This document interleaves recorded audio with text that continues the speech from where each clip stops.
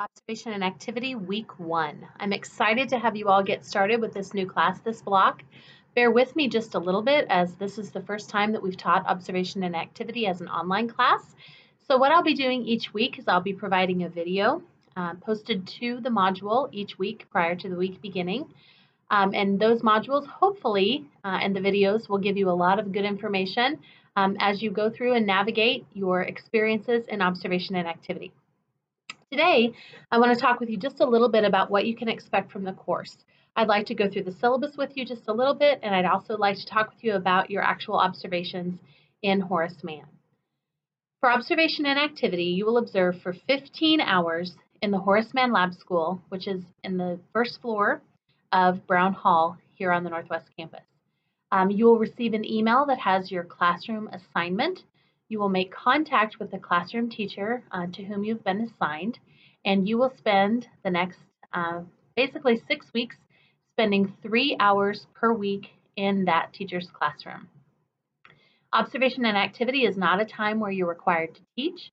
It's a time where you're there to observe, to learn, to help the teacher, and to really begin to solidify and explore your desire to be an elementary or special education classroom teacher. So we're excited to have you get that started. The classroom assignments were made randomly. The grade level that you'll be observing is simply one of the elementary grade levels that you will be certified to teach. So while this may not be your first choice or your favorite choice, I assure you that you'll have an excellent experience in Horace Mann. During the time that you're in Horace Mann, you'll be keeping an observation log. Okay, all of the materials for this course can be found in the actual Canvas site itself. So you'll be keeping an observation log that just looks just like this for the time that you are in the actual classroom setting. Every time that you enter the classroom, you'll log the time that you entered and the day, and a very brief description, nothing long, nothing, you don't need to write a dissertation here, but a very brief description of the things that you observed. That simply helps your teacher, when your teacher goes back through to verify that you completed all of your hours, that helps to kind of trip their memory a little bit and say, oh yeah, that person was there during that time. Every now and again, we have a student that falsifies their observation log. Don't do that. And it really helps the teachers to go down and say, ooh, that's not the time of day that we go to snack. So there's no way that they could have observed that. So just make sure that you're keeping this observation log. You will not turn this in until the end of our time together. But this is something that you should just have with you every time that you go into the classroom. So this is the observation log, and this can be found on the Canvas site. The other thing that's going to be very important is that in the time that you're in Horace Mann, you're going to be required to wear a Horace Mann badge. This is the badge that I'm talking about, and these have been ordered for you. When these are available, you'll receive an email that says that you can come and pick up that badge from the north end of Brown Hall, second floor, which is our main School of Education office. Those will be there for you, and the good news is that you'll pay as part of your course fee to have these badges made the first time, and then you can have this for as long as you're doing practicum and other experiences in Horace Mann. So hold on to it and don't lose it once you get that. So that badge will be required. We teach the children 3 important things. We teach them that they can look for these badges, that they can look for the gold name tags or silver name tags that Northwest employees wear, or they can also look for a police or law enforcement badge. And those are the ways that they know that someone that comes into their building is safe. So you can imagine with all of the grown-ups that come in and out of Horace Mann every day, having those badges is pretty important. If you would happen to forget your badge sometime, no big deal. Just make sure that you check in at the front desk. When you go to your classrooms, you're expected to be an excellent member of their classroom community. Please interact with the children to the degree to which the teacher or teachers want you to. Remember, you're not there to teach. You're not there to correct lessons. You're also not there to be a playmate or a best friend. You're there to help in the classroom, to have the teacher give you some good experiences with things that might be things like reading with a child, helping with math facts. It might be putting up a bulletin board, grading papers, walking students to and from one of their special classes, walking students to and from the restroom or the nurse. So essentially whatever role the teacher puts you into, you get to accept that role gladly. Hopefully you'll also have the opportunity to attend things like art, music, PE, and maybe even recess with your students while you're there. So you're expected to interact in all the ways that the classroom teacher asks you to. You will never be put in charge of the children alone, nor will you be responsible for teaching a lesson or anything like that.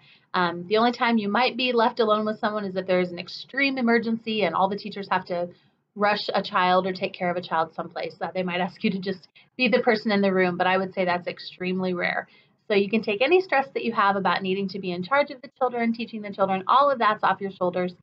You simply get to be a helper and a good observer in the classroom. Every week, as part of the class, you'll be asked to create what's called a sequence of events, and we'll talk about that in just a second.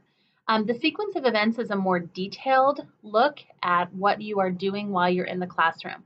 So while the observation log is just a very small snippet of information, did snack, did math facts, went to recess, the sequence of events is more detailed with what you did with the children in the time that you were there.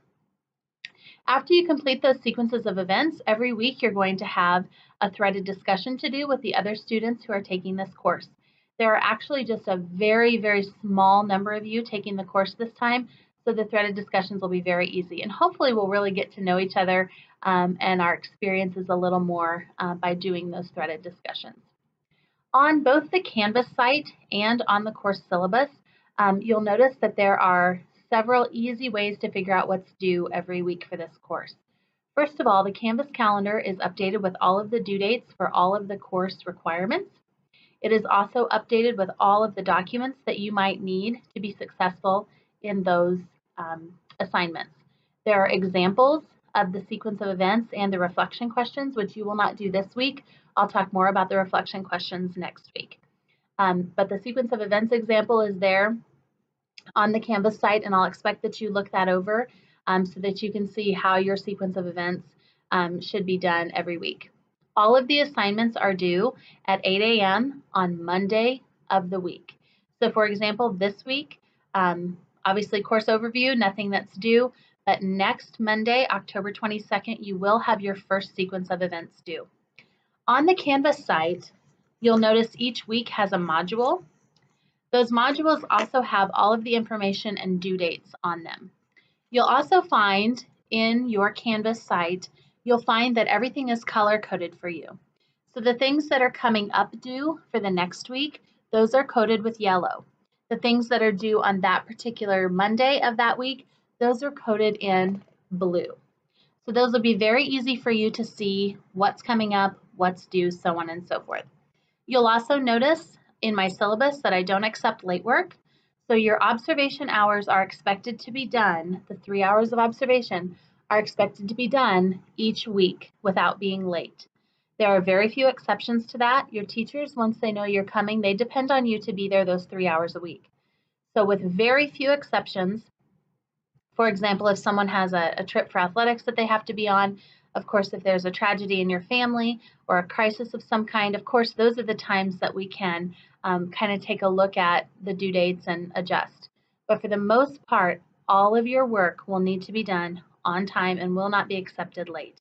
Please remember that this is the last time that we are teaching observation and activity. So if you would like to graduate with your elementary education degree, you must pass the course. Therefore, it really does amp up the importance of you getting all of those assignments turned in on time, since the late work, unless it is an extremely extenuating circumstance, the late work will not be accepted. So just kind of keep that in mind as you are moving through the process. I'd like to talk with you a little bit about a couple of other requirements. You're going to be asked to complete a criminal background check. It's very, very, very important that you have this done before the 19th of October. It is critical. The reason for that is that we must know that the people that we're putting in the classrooms with our children have passed a criminal background check. You can find the procedures for the criminal background check in the week 1 module. You must do this prior to October 19th, or you will not be able to observe in Horace Mann. That is a law. So it's very, very important for you to get that done. If you have any issues with that, please don't hesitate to email me, but it is critical that you get that completed. The second thing that you're going to need to make sure that you take care of is the confidentiality and dress statement. It's so important that you have that on file so that we know that you understand that when you are in the Horace Mann classrooms as an observation student, you're not expected to dress in a suit and tie. You're not expected to be in your best Sunday finest or in a dress, but we do expect you to look like you didn't just roll out of bed. We expect you to have on clothing that is appropriate, meaning necklines are high enough, pants are pulled up all the way on your waist, nothing showing that you wouldn't want your grandma or grandpa to see, and that your clothing doesn't reflect any kind of political statement, drugs, alcohol, tobacco, any of those pieces. It's very important. So if you have concert t-shirts, like I know I'm a big Jimmy Buffett fan, but a lot of those I couldn't wear to school because they do have margaritas on them. So just make sure that you check what you're wearing and make sure that it is both appropriate and please make sure it's politically neutral. We just don't need to have kiddos get nervous or upset about things that they see with their observation students. If you happen to have a piercing or a tattoo, something like that, don't worry about it. It's 2018. Students see lots of things. So unless you have a tattoo that says, I hate children, or something like that, you don't have to worry about covering those types of things. So just be mindful of what you're putting out there as your image when you're working with the children. That's very important. The other piece is that you keep things confidential. So if you hear about a student who has some special learning needs, if you observe an issue in the classroom with a student, if you see something going on that you think, oh my gosh, I need to tell all my friends, please remember that Maryville is a very small town and you may be sitting at Carson's enjoying your cheese balls, talking about your day and talking about how terrible a child was that day, and that child's relative may be sitting in the booth next to you hearing your conversation. So it's extremely important that you practice professional confidentiality. Of course, you're going to have funny stories and you're going to have heartwarming stories to tell. If you're going to tell those stories, you need to make sure that they're told in a confidential manner. And no discussion of a child's academic performance is ever acceptable outside the classroom. So please just keep those things in mind. The confidentiality and dress statement needs to be scanned, signed, and uploaded to the Dropbox for the confidentiality and dress statement. That is a requirement for you to have for this course. So far you've heard about a few things that you're going to have to do. Number one, you're going to make contact with your Horace Mann teacher this week.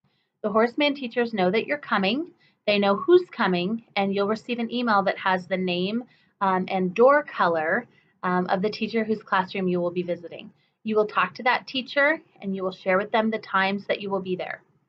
You need to observe in the classroom no more than an hour and a half at a time. So you need to have 3 hours per week. So you can either do 2 90-minute sessions or you can do 3 one-hour sessions during the week. It is your responsibility to make sure you know when the students are and are not going to be there.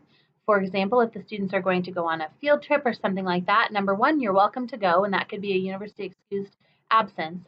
Or you need to be aware of the fact that you won't be able to do your observation that week or that day, because the children will be gone. So please take very close attention to when the children are and aren't going to be in school so that you can assure that if you need to adjust your hours, that you do so, because you must do 3 hours a week.